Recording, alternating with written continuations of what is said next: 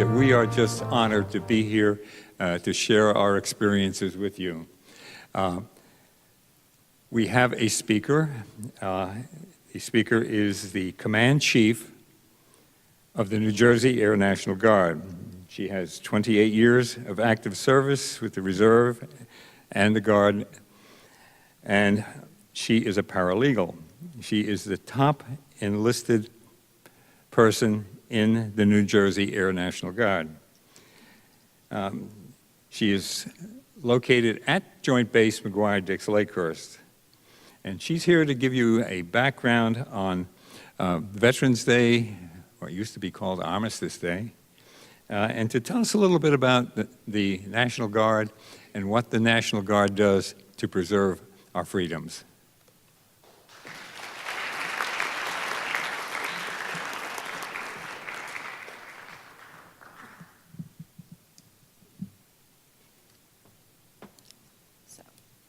Good afternoon. Can you all hear me? On behalf of Brigadier General Michael Caniff, the Adjutant General of the New Jersey Air National Guard, and the 8,400 members of the New Jersey National Guard in this great state, state's 356,000 veterans, it's my honor to be here today. I think we can all agree that sometimes it feels as if our lives are speeding up, and every day brings new distractions and demands on our time. On some days, it's important to slow down and reflect, and Veterans Day is one of those days. It's time to remember generations of Americans who chose to serve something greater than themselves. They overcame fears, they passed up other opportunities, and they made sacrifices. Some have said that if not for the heroic acts of our veterans, Americans might be speaking a different language today. I say that if not for the heroic acts of our veterans, America would look very different today if it existed at all. The truth is, having a full appreciation for Veterans Day requires an appreciation for history, and the history of things that took place decades ago and the history of things that took place just weeks ago. I'll give an example from right here in New Jersey. Thousands of New Jersey Army National Guard troops served with distinction in World War I. Many of those citizen soldiers became part of the storied 44th Infantry Division, which chased Hitler's army across France as World War II drew to a close. The soldiers of the 44th Division became the first Americans to cross the Rhine River and advanced fast enough to become the first allies to capture a German general, the commander of the 17th SS Panzer Division. Old, yellow copies of Warren Kennett's dispatches from the Newark Evening News captured the drama and heroism of the 44th. Kennett's copy made the boys of the 44th sound like Supermen. They weren't. They were just ordinary young men from places like Passaic, West Orange, Flemington, Toms River, Marlton, and Atlantic City, and just about everywhere else in New Jersey. But they did extraordinary things, and that's who we celebrate on Veterans Day. Ordinary men and women who do extraordinary things. The men and women of the 44th are still doing extraordinary things. Right now, more than 150 members of the 44th Infantry Brigade Combat Team are in Puerto Rico, helping the residents of that island recover from the devastation of back-to-back hurricanes. The men and women on duty in the Caribbean are the direct descendants of the men who stormed across Germany in 1945. Their unit, which has been designated as the 50th Infantry Brigade Combat Team, returned to its roots in June and will make the name change official later this month. The 44th is not the only unit in the National Guard with a great history and a legacy of creating veterans who made a difference. Another one of those units, the New Jersey Air National Guard's 141st Air Refueling Squadron, is celebrating its 100th anniversary this year. And to put that in context, the unit was formed 3 decades before the Air Force itself existed as part of the Army Air Service. The unit fought on the Western Front of World War I as the 141st Aero Pursuit Squadron. The unit was led by Hobie Baker, a Princeton football and ice hockey player who was about as well known an athlete in his time as LeBron James is today. Baker, who was credited with shooting down 3 German planes, died in France shortly after the war ended. He crashed while testing a plane that had been giving the mechanics trouble. He had been scheduled to begin his journey home later that day. The squadron went on to fight in World War II and later switched from fighters to tankers. This unit has also made plenty of history as a refueling squadron, serving as part of critical air bridges that have supported every major American military operation for the past 30 years. Members of the 141st are deployed around the globe today, and I'd like to close by reminding you of a number I mentioned when I opened these remarks. It was 356,000, the estimated number of veterans in New Jersey. 5 years ago, that number was 441,000, and a decade ago, it was 550,000. That's us losing the greatest generation. And so on this Veterans Day, I ask that if you're lucky enough to know a World War II veteran and you've never asked them about their service, please do so. For decades, our World War II veterans were the backbone of this state's veterans community. The mantle has been passed to our Vietnam veterans who have worked selflessly and tirelessly to make sure no one who has served our country is ever treated as they were when they came home. In time, the torch will be passed again to our veterans from the Persian Gulf, from Iraq, from Afghanistan, and even though they have some big shoes to fill, they will be up to the challenge. Our veterans are our strength, and it has been my honor to honor them today. God bless America.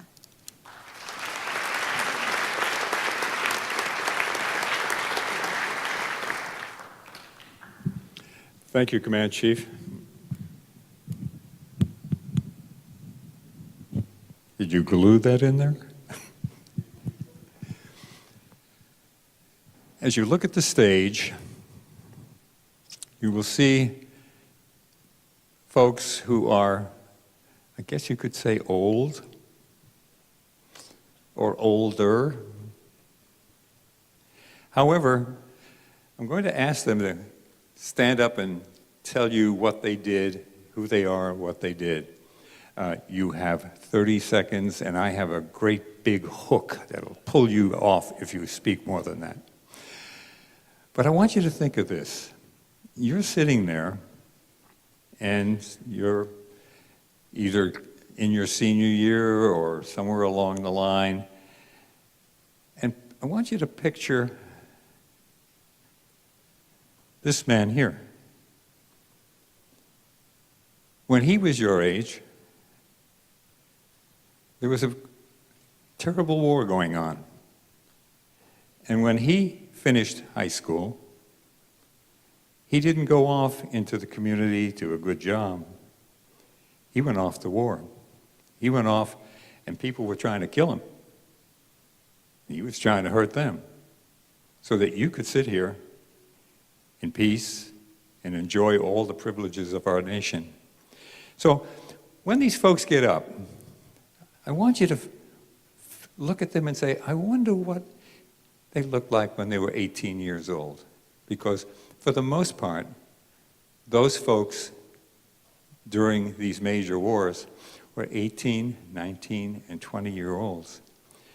And somebody who was 22 or 24 was considered to be an old man. The other thing I want you to consider is this. Other than Senior Chief here, Command Chief, we don't have any women here. But in today's military, the job could not be done without women. So I'm going to ask them to just briefly tell you what they were. And again, in your mind's eye. Now I realize Tom Hepler over here, it's hard to imagine him being 18 years old.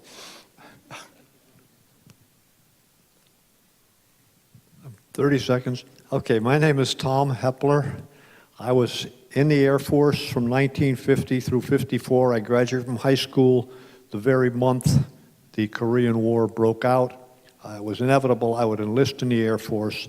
I'm very proud I did my 4 years. My most significant assignment was with a small, we say computer-based, actually state-of-the-art IBM equipment operating out of Casablanca, an Air Force base near Casablanca in French Morocco. This was during the Korean War. So I thank you.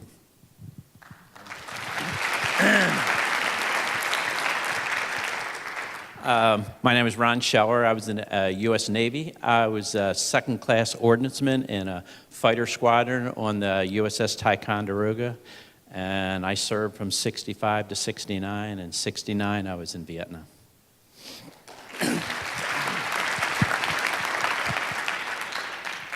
Yes, hi. My name is Bill Gershon, U.S. Army Specialist, 4th Class. I was in the service 1960 to 62, and I was stationed in Germany during the Cold War and Berlin crisis. Thank you. I'm Mark Preston, retired after 33 years in the Army as a colonel. I fly helicopters. I've been to Iraq, Bosnia, West Germany when there was one, and I credit my success to my high school, class of '81. Go Renegades.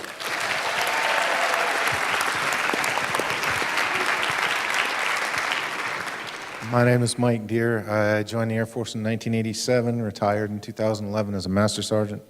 I was a load master on C-5s and C-17s. I've been involved in Panama, Kosovo, Sarajevo, Afghanistan, Iraq, Somalia. The list goes on.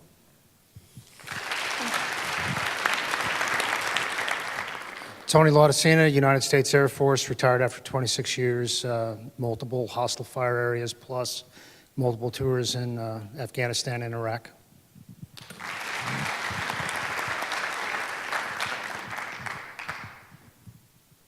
My name is Jackie R. Lewis. I got a granddaughter go to school here. I served in the United States Army. I went to Vietnam in 68, 69, and 70. I was in the Tet Offensive. I came back home. My hometown is Bordentown, New Jersey, not too far from here. And thank you very much.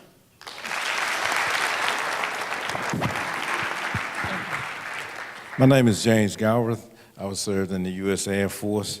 I went in 65 and got out in 69. My rank was sergeant. And I served over in Vietnam in 67 and 68. I was aircraft mechanic. My name is Joe Painting. I served 28 years in the United States Army, retiring as a lieutenant colonel. I served in Vietnam from 67 to 68 and from 70 to 71.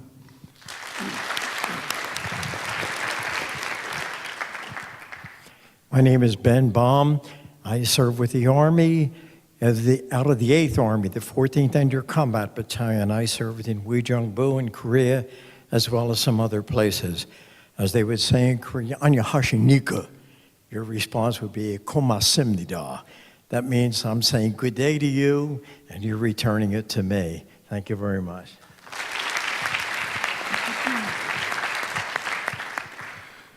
My name is Peter B. Walker, Jr. I entered the service from high school 10 June 1950. Served in Korea as 19 years of age. I did 26 years, 1 month, 29 days. I served in Vietnam at the age of 36. Thank you.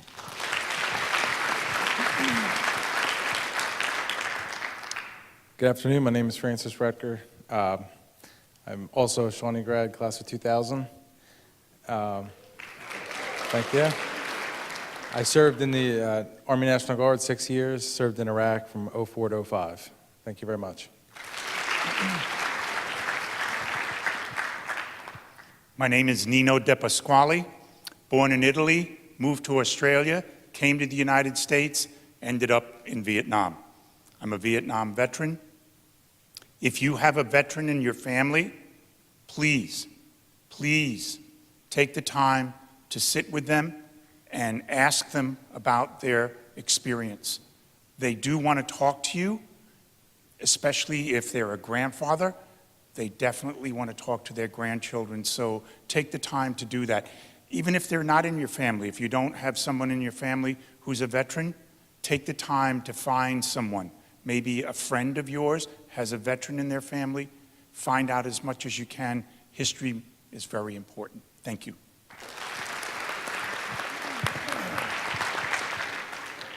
Good afternoon. My name is Ron Hathaway.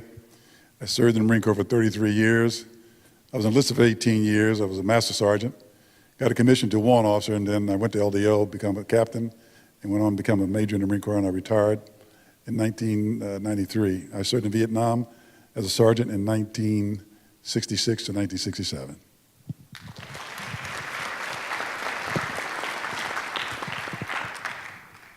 I'm Tom Stanley. I have 22 years with the United States Army. My most recent tour of duty was in Iraq for 16 months between 06 and 07.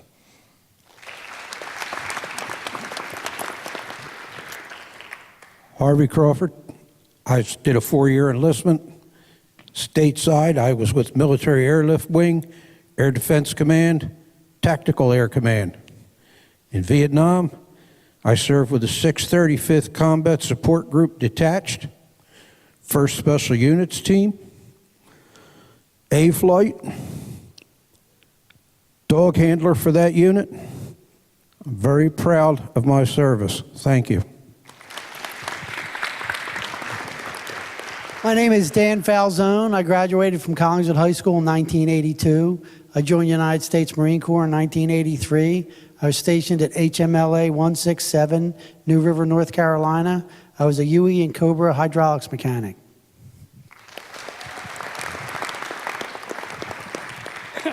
My name is George Ulmer.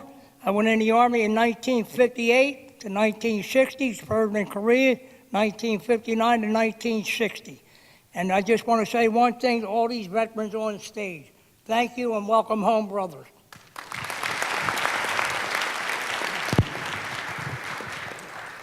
My name is Cliff Toy. I grew up in Camden. I served in Vietnam for a total of 11 months and 3 years in the Army altogether. I was a helicopter crew chief / door gunner. Hi, I'm Gary DeJesu. My daughter Emma is a junior here at Shawnee. I was in the Army for 20 years, 1980 to 2000, Lieutenant Colonel, retired. I served in the United States, Italy, South Korea, and Germany.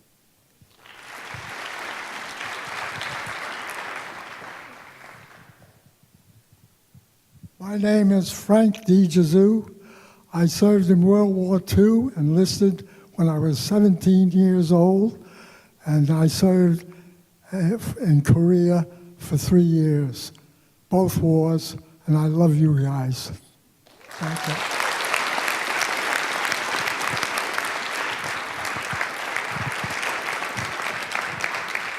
I'm Bill Chapman.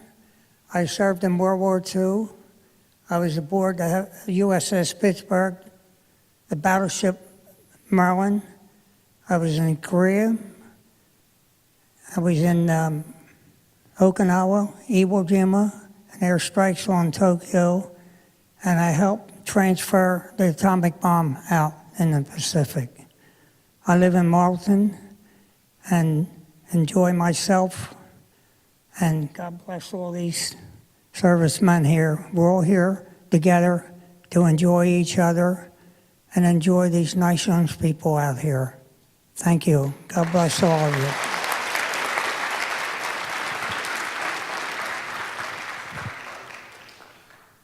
Hello, everybody. My name is Manish Karnik. I'm actually a proud Medford resident. My son will be joining here next year. He'll be a freshman over here, so I look forward to that. I was born in India.